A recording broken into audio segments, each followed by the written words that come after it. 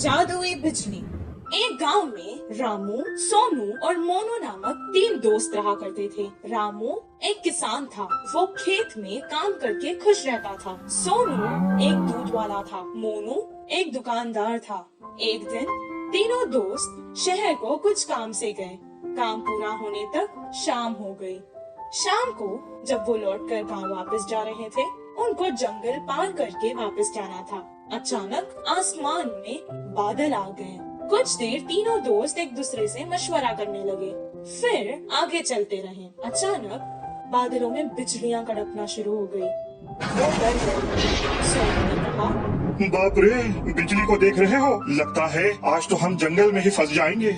हाँ हाँ, सही कहा तुमने।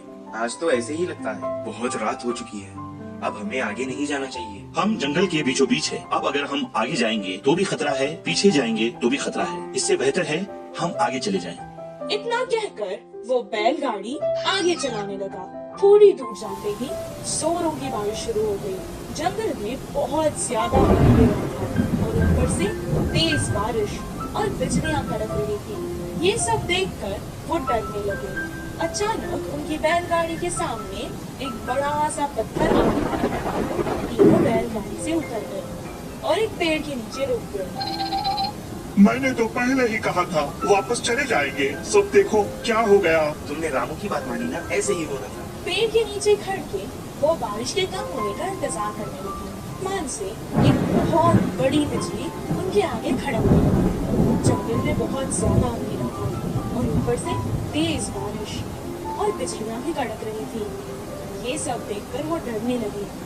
उन्हें समझ आ गया था कि ये सब कुछ किसी दुर्घटना की ओर इशारा है। मुझे लगता है कि भगवान में से हम तीनों में किसी एक को सजा देना चाहता है। अब पता नहीं वो हम तीनों में से कौन है। ऐसा ना हो, मुझे लगता है भगवान हम में से किसी पापी को सजा देना चाहता है। अब पता नहीं वो हम तीनों में से कौन है। ऐसा ना हो किसी एक के कारण हम तीनों को सजा मिले। मैंने आज तक कोई पाप नहीं किया। मैं जाकर उस बिजली के आगे खड़ा हो जाता हूँ। अगर मैं पापी हूँ तो मुझे सजा मिलेगी। जैसा उसने कहा था उसे कुछ नहीं हुआ।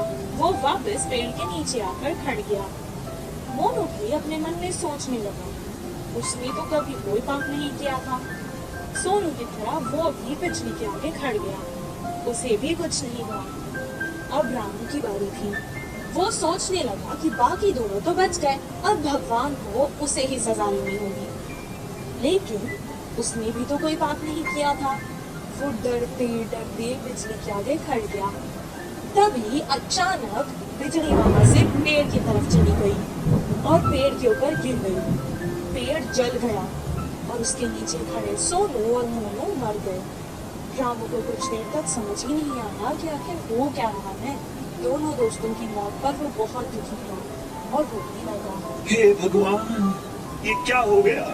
अगर अब मैं इन दोनों के बिना गांव जाऊंगा तो गांव के लोग मुझे ही इनका मौत का जिम्मेदार समझेंगे और मेरी बहुत बेइज्जती होगी। इससे बेहतर है मैं यहीं अपने दोस्तों के साथ मर जाता हूँ। रामू बहुत देर तक रोने लगा और रोते रोते वो भी मर गया।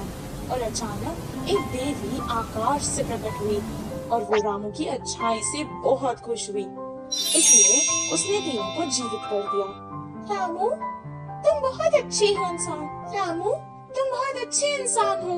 तुमने कभी कोई पाप नहीं किया है। और तुम्हारे ये दोस्त सोनू, ये जो दूध बेचता था उसमें पानी मिलाया करता था और दूध को बहुत महंगे दाम पर बेचता था।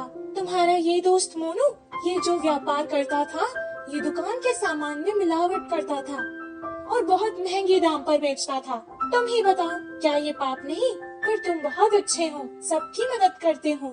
तुमने ऐसे पापियों के लिए अपनी जान दे दी।